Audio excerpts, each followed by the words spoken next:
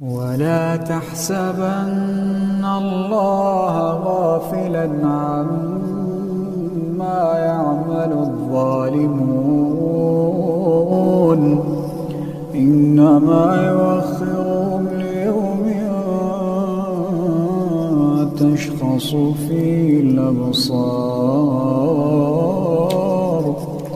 مهطعين مقنعي رؤوسهم لا يرتد إليهم طرفهم وأفئدتهم هواء وأنذر الناس يوم يأتيهم العذاب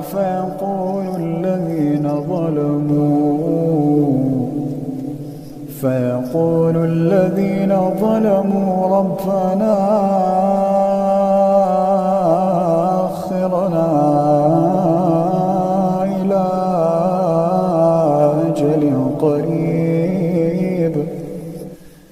نجب دعوتك ونتبع الرسل أولم تكونوا أقسمتم من قبل ما لكم من زحف